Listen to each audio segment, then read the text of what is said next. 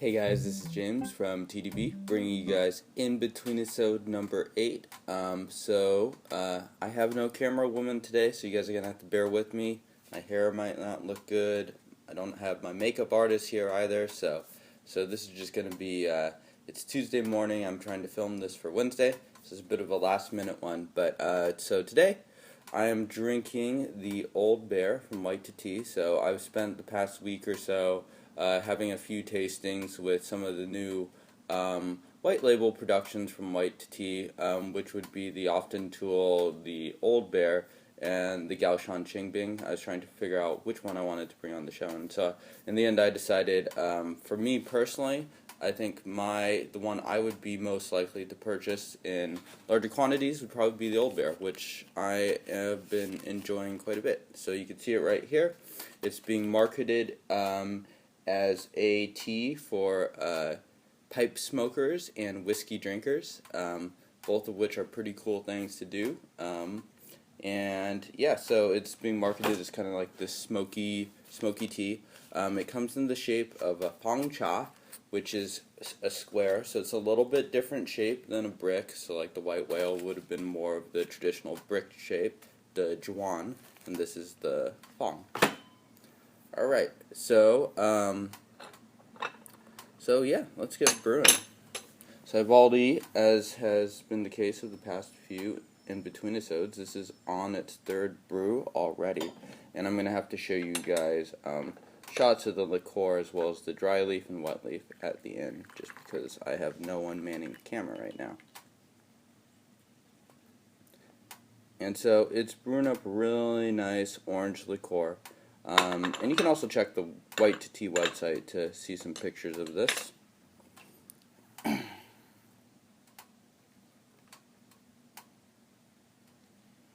that go for a little bit.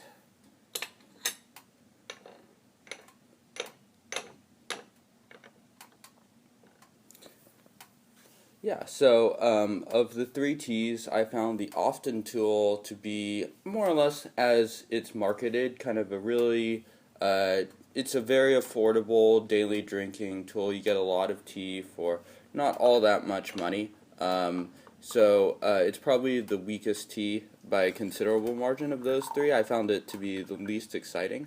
The Gaoshan Qingbing is a lot more mellow.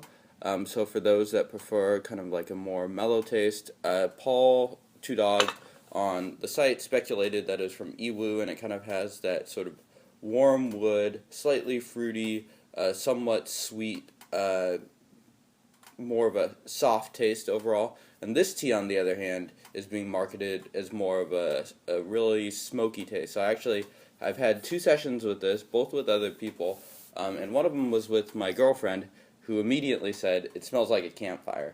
And yeah, so in some ways that's this tea's biggest asset, and in other ways it could be kind of off-putting. So my girlfriend didn't personally like it. She called it bitter and smoky, and then she walked off. So I had to finish the session by myself. But the other session I had, everyone seemed to enjoy the tea quite a bit, and I think because this tea is from 2006 and it's been aged in southern China, a lot of that smokiness, I don't know what this tea would have tasted like in 2006 or 2007, but my guess is it would have been a lot less palatable, because I find that actually, and I'm going to take a sip right now, that the tea has softened up quite a bit, and I think that's one of the more pleasurable characteristics of the tea.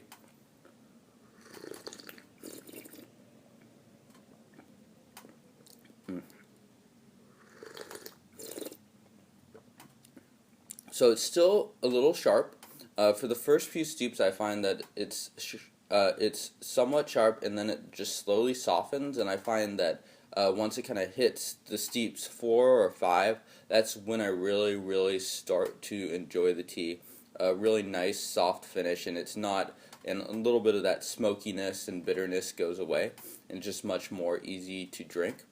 One of the other friends I had this with compared it to a Shaguan tool he had from 2003 or 2004, which would probably be a pretty good comparison too, just because Shaguan is known for kind of having that strong smoke taste.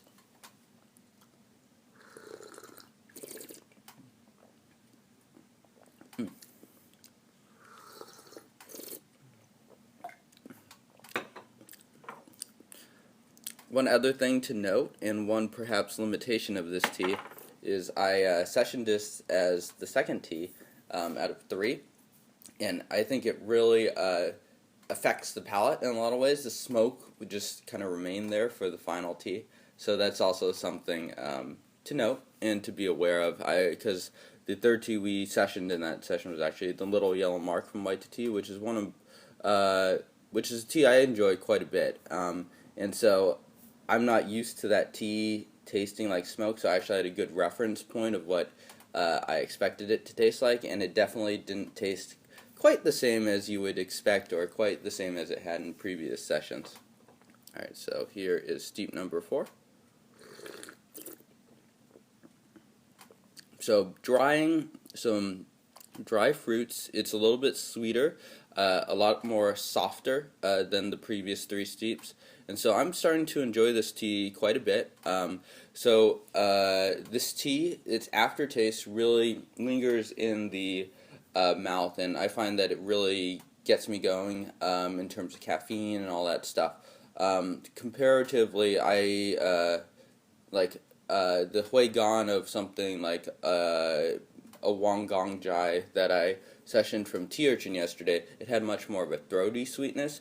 The hui gan here is not quite as deep, and it's more in the mouth area.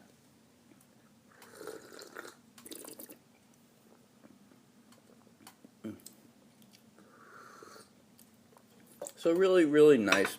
I wouldn't say that this is anything super extraordinary or something that you should buy gallons of to age for the future or anything like that. But I think it's a very good tea for the price, especially if you are a fan of kind of that smoky smokiness. And I don't think it has overwhelming bitterness or anything like that. The aging on it has been really nice and done wonders, I'm sure, to mellow this out from what was probably pretty much undrinkable when it was first produced. Thank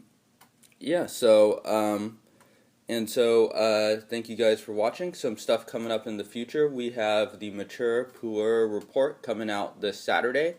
And we also, I think the next couple InBetweenIsodes are most likely going to be Yixing related, just because everyone seems to request that, and Denny doesn't really indulge in the Yixing, which is a very smart move, and so it's probably a good opportunity just to bring that stuff on to one of these InBetweenIsodes.